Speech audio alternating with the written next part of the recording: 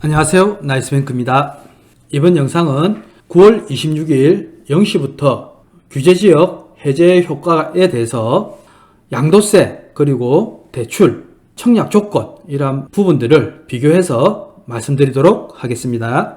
지난 6월 30일 개최되었던 주거정책심의위원회에선 하반기 부동산 시장 상황에 따라서 연말 이전이라 하더라도 규제지역을 추가 조정할 수 있다고 했었습니다. 그래서 그 후에 22년 제3차 주거정책심의위원회를 9월 21일 날 개최를 해서 최근 주택거래절벽과 가격 하락 등 시장 상황을 종합적으로 고려한 내용을 바탕으로 투기과열지구 및 조정 대상 지역 일부를 해제하기로 심의 의결했습니다. 해제된 규제지역에 대한 조금 더 자세한 내용을 이어서 확인해 보도록 하겠습니다. 제3차 주거정책심의위원회 심의 결과를 보면은 지방권은 최근 가격 하락 그리고 거래량 감소, 미분양 확대 등 주택시장 하향 안정세를 감안하여 지방권 조정 대상 지역을 모두 해제하기로 했습니다. 다만 세종시는 투기과열지구를 해제하되 적은 미분양 현황과 높은 청약 경쟁률 등을 고려하여 조정 대상 지역은 유지하기로 했습니다. 수도권은 대체적으로 하락세가 이어지고는 있으나 미분양 주택이 많지 않고 시장 불안 가능성이 남아있는 점 등을 감안하여 규제 지역을 유지하되 인천 지역은 가격 하락폭이 커서 투기과열지구를 우선 해제하고 경기 지역 일부인 안성, 평택, 동두천, 양주, 파주는 조정 대상 지역을 해제하기로 했습니다. 그래서 이번 규제 지역 해제는 9월 26일 0시부터 효력이 발생이 되었습니다. 자, 규제 지역 현황을 한번 보면 이렇게 빨간 걸로는 다 해제가 된 겁니다. 전부 다 해제가 된 거고, 이렇게 보시다 보면은 서울과 경기를 제외하고 나머지 이 세종 부분만 제외를 하고 전부 다 일괄 해제가 됐다라고 보시면 됩니다. 그래서 전부 다 여기도 마찬가지로 이 세종 부분만 제외를 하고 해제됐다라고 보시면 됩니다. 그래서 지방은 이제 규제 지역이 없다 이렇게 생각하시면 될 것 같습니다. 자세한 내용은 이 표에 저희들이 이렇게 정리를 해놨으니까 보시고 참고하시면 될 것 같습니다. 자, 그러면 비규제 지역에 되면 어떠한 점이 달라지는지 한번 확인해 보도록 하겠습니다. 일단 조정 대상 지역과 비규제 지역의 양도세를 비교해 보면 조정 대상 지역 양도세는 양도세 다주택자 중과 적용이 됐었습니다. 그리고 1주택자는 2년 거주 또는 또 2년 보유 충족 시 비과세를 했습니다. 그리고 다주택자 장기 보유 특별 공제를 적용하지 않았습니다. 그러나 이게 비규제 지역으로 바뀌게 되면 양도세 다주택자는 중과가 없습니다. 그리고 1주택자는 2년 보유만 해도 비과세입니다. 2년 보유만 해도. 그러니까 내가 2년을 거주를 안 해도 보유만 해도 비과세이기 때문에 이 부분이 좀 더 많이 와닿는다 보시면 될 것 같고요. 그리고 다주택자들은 6에서 30% 장기 보유 특별 공제가 적용이 됩니다. 그래서 이것도 참고하시면 될 것 같습니다. 자, 그리고 두 번째로 보시면 이 조정 대상 지역 청약 조건과 비규제 지역 청약 조건을 비교를 해보면 조정 대상 지역이었을 때의 청약 조건은 무주택 또는 1주택 세대주만 1순위 청약 가능했습니다. 그리고 세대원이 전원 5년 이내 당첨 이력이 없어야 합니다. 또한 청약통장은 유지기간은 가입 후 24개월 이상이 돼야지만이 청약통장을 쓸 수가 있었습니다. 그러나 이게 비규제지역으로 바뀌게 되면 다주택 세대주 그리고 세대원도 1순위 청약이 가능해졌다 라고 보시면 되고, 재당첨 또한 제한이 없다. 그리고 청약통장 유지기간은 가입 후 6개월 이상이면 된다 라고 보시면 될 것 같습니다. 이렇게 많이 완화가 되었다라고 보시면 될 것 같습니다. 그리고 세 번째로는 조정 대상 지역 담보대출과 비규제 지역 담보대출의 조건에 대해서 한번 비교를 해보면 조정 대상 지역이었을 경우에는 주택담보대출 LTV가 50% 이내였고 DTI가 50%, DSR이 40%가 적용이 됐습니다. 그리고 세대당 중도금 대출 보증이 한 건까지 가능했고요.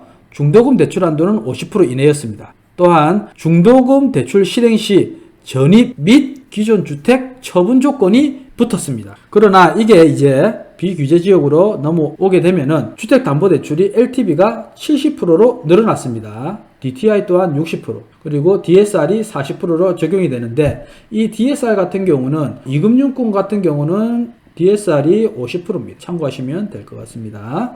그리고 세대당 중도금 대출 보증 2건까지 가능하게 됐고요. 중도금 대출 한도도 60%로 늘어나게 됐습니다. 중도금 대출 실행 시 전입 조건과 이 처분 조건이 없어졌다라고 보시면 됩니다. 그래서 대출 또한 많이 완화가 됐습니다.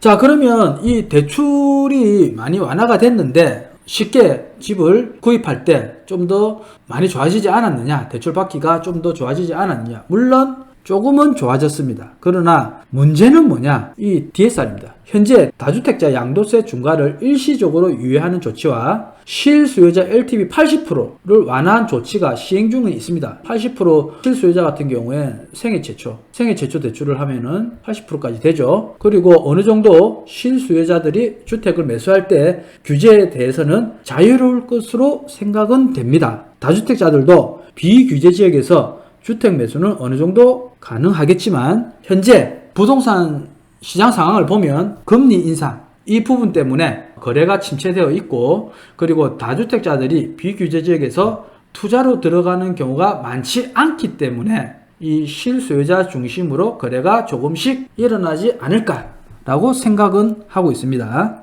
하지만 이 1억 초과 대출, DSR, 총부채 원리금 상환 비율, 이게 40% 규제가 적용이 되기 때문에 은행권은 40%고요. 이금융은 50% 보시면 되죠. 이 규제, DSR 규제 때문에 소득이 작거나 아니면 기존에 부채가 많으신 분들, 이런 분들은 대출 받기가 쉽지가 않습니다.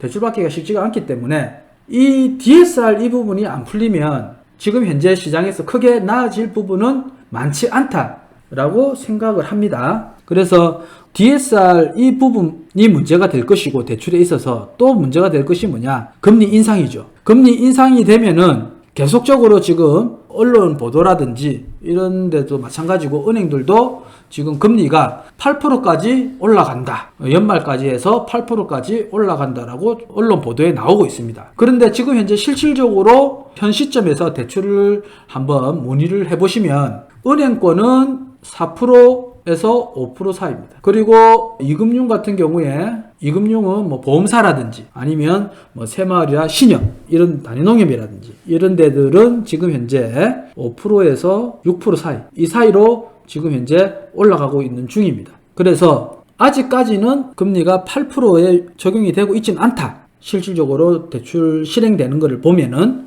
요 정도 선에서 지금 현재 실행이 되고 있다라고 보시면 될 것 같습니다. 그래서 이 금리 부분과 이 DSR 이 부분 때문에 물론 비규제 지역으로 조금 완화가 됐다고는 하지만, 이 부분이 어느 정도 안정화가 되지 않으면 대출 받기는 좀 더 쉽지가 않다라고 보시면 될 것 같고, 또한 이 지금 현재 아파트 가격이라든지 전체적인 가격 부분에서 많이 올라와 있는 상태이기 때문에 모든 금액을 현금으로 해서 집을 사시는 분들은 거의 없다. 대출을 받아서 장만을 한다. 시장은 이런 상황인데 이 대출이 많이 지금 현재 어려운 상황이기 때문에 실질적으로 매매하는 수요는 많지가 않을 것이다 라고 저는 생각을 하고 있습니다. 그리고 요 밑에 보시면 DSR 적용 제외 대출 종류로 해서 뭐 중도금이라든지 뭐 이주비라든지 전세자금 대출이라든지, 전세자금 대출 같은 경우는 전세보증금 담보대출은 DSR이 적용됩니다. 이거는 전세보증금 담보대출은 은행에서 취급을 하고 있습니다. 그러나 전세자금 대출은 이금융에서 취급을 하고 있기 때문에 이금융에서 신협이라든지 새마을이라든지 단위농협이라든지 아니면 수협이라든지 이런 데들은 다주택자라 하더라도 DSR 적용이 안 됩니다. 대출이, 전세자금 대출이 가능하다 보시면 됩니다. 그리고 DSR 적용도 안 될 뿐더러 이 부분은 어떻게 그러면 대출이 나가느냐, 건전한 설정을 잡고 나간다고 보시면 됩니다. 그래서 다주택자들도 DSR이 초과되시는 분들도 전세자금 대출이 안 되지는 않는다 라고 생각을 하시면 될 것 같습니다. 이 부분 또한 금리는 5%대 정도 보시면 될 것 같습니다. 5% 지금 현재 5%에서 6% 사이 이 정도 뭐 전세자금 대출도 적용을 하고 있기 때문에 이러한 부분들도 잘 확인하셔서 체크하시면 될 것 같습니다. 자, 그리고 뭐 300만 원 이하 뭐 소액 신용대출, 뭐 소액 예적금 담보, 유가증권 담보 등등 정책 목적에 따라서 뭐 공공기관, 지방자치단체 이런 대출들을 취급하는 거는 DSR에 적용해서 제외가 된다고 보시면 됩니다. 자, 그럼 아파트를 매수할 때 내가 얼마를 받을 수 있는지 예를 들면 연소득으로 구입자금 담보대출을 기준으로 하여 표를 한번 확인해 보도록 하겠습니다. 아파트를 매수하는 조건은 5%로 가정을 했습니다. 저희가 5%로 가정을 했었고 DSR 계산은 장래소득 반영 전으로 일반적으로 계산한 표입니다. 그래서 DSR은 조금 더 폭이 있다라고 생각을 하시면 될 것 같고 이 자세한 부분은 뭐 은행에 확인하시거나 저희들 뭐 대출 상담사들한테 확인해 보시면 자세히 더 알려드리니까 그 부분은 잘 확인하시고 체크하시면 될 것 같습니다. 그래서 청년층 DSR 산정 시 장래소득 반영 기준으로 해서 여기 나이대별로 늘어나는 기준을 저희들이 체크를 해놨습니다. 이 부분을 한번 확인하시고 연령층에 따라서 대출 한도가 확대하기 때문에 가이드라인을 잘 보시고 체크를 하시면 될 것 같습니다. 자, 그러면 저희가 시세 거래가 또는 시세별로 해서 연봉과 대출 비교해서 한번 표를 만들어 봤습니다. 만약에 3억짜리 집을 아파트를 내가 구입을 한다라고 했을 때 연봉이 3천만 원일 경우에 생애 최초를 하면은 가능 금액은 2억 4천만 원까지입니다. 가능 금액은. 그러면 DSR은 연봉 3천만 원이신 분이 3억 원을 샀을 때 2억 4천만 원까지 대출을 받으면 46.29%입니다. DSR이. 그러면 은행은 초과가 되죠. 그러나 이금융권은 DSR이 50%이기 때문에 50% 범위 내에 들어갑니다. 그래서 보험사라든지 신협이라든지 뭐 새마을금고라든지 이런 데들은 지급이 가능하다, 대출이 된다라고 보시면 될 것 같습니다. 그렇다고 해서 은행하고 금리가 크게 차이는 나지도 않습니다. 그렇기 때문에 꼼꼼히 잘 확인하시고 체크를 하시고 내가 계획을 잡으시면 될 것 같습니다. 자, 그리고 무주택자일 경우 70%까지 대출이 가능하면 2억 1천만 원까지 대출이 가능합니다. 자, 이럴 경우에 DSR이 40.5% 부채가 없다는 가정합니다. 부채가 없을 경우에 DSR이 40.5면 0.5%가 초과가 되죠. 그러면 40% 이내니까 은행에서 대출 받으실 거면 조금 작게 받으면 된다라고 보시면 될 것 같고 그 다음에 60% 이내는 34.72 범위 안에 들어가기 때문에 충분히 대출이 가능하십니다. 자, 그러면 여기서 신용대출이 문제인데요. 신용대출이 내가 2천만 원이 있다라고 가정할 경우 신용대출 같은 경우는 뭐 은행에서 신용대출을 5년짜리를 받든 3년짜리를 받든 요 기준 하시고 그 다음에 내가 신차를 살 때 대부분 할부로 해서 할부 대출을 받죠. 그럴 경우에는 보통 2천만 원 이상 대부분 다 신용대출이 받아져 있다라고 보시면 됩니다. 그러면 내가 연봉 3천만 원일 경우 신용대출 2천만 원이 있다라고 하면은 대략 DSR이 16.39입니다. 16.39. 그러면 요 부분이 생애 최초 아까 말씀드린 대로 요 부분을 대출을 받는다 하더라도 부채가 없을 경우만 요 부분에 적용이 되고요. 내가 신용대출이 2천만 원이 있다면 요 부분과 요 부분을 플러스 해야 됩니다. 그러면 50%, 60%가 넘어가죠. 60% 넘어갑니다. 그럼 대출 안 된다는 거죠. 그럼 DSR이 이금융 하더라도 50% 이내이기 때문에 벌써 해도 63% 조금 더 되네요. 그 정도만 하더라도 이미 벌써 많이 초과가 됐다라고 보시면 됩니다. 그래서 이러한 부분들을 잘 체크하시면 되고 물론 5천만 원 연봉일 경우에는 뭐 여기 똑같이 도표별로 DSR이 됩니다. 그 대신 아까 말씀드린 대로 이 부분과 이 부분은 플러스를 해야 된다. 내가 신용대출이 더 있다라고 하면은 더 되겠죠.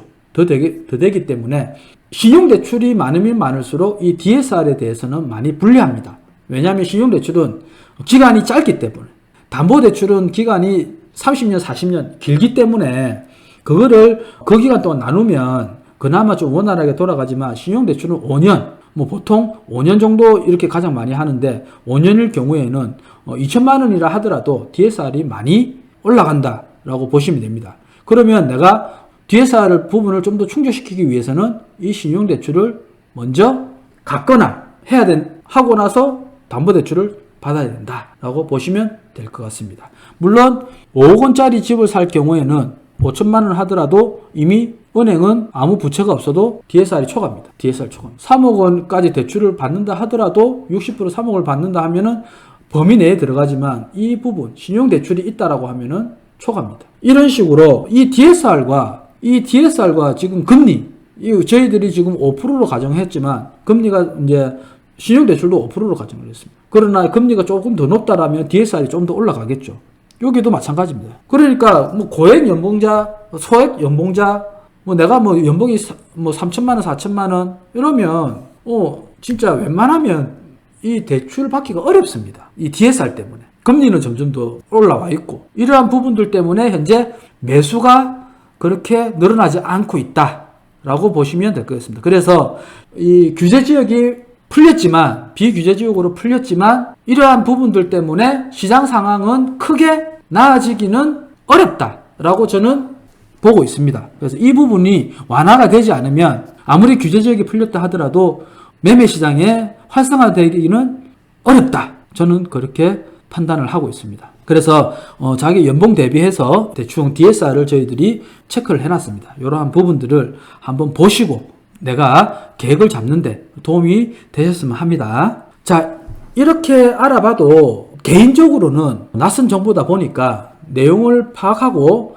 본인의 조건을 비교해 보시는 데는 시간이 많이 들고 그리고 또 상당히 많이 어려우실 수 있습니다. 그래서 대출이나 이런 부분에 대해서는 주위에 뭐 금융권에 있으신 분들, 대북에 있으신 분들을 아는 분들이 있으면 도움을 좀 받으시는 게 좋을 것 같고요.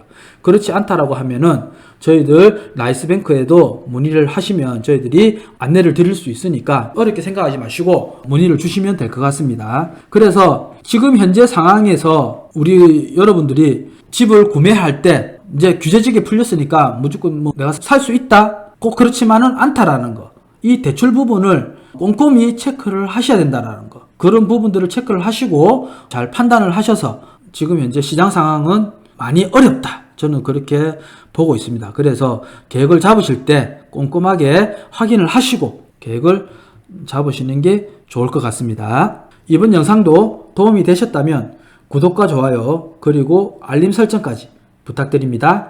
감사합니다. 나이스뱅크였습니다.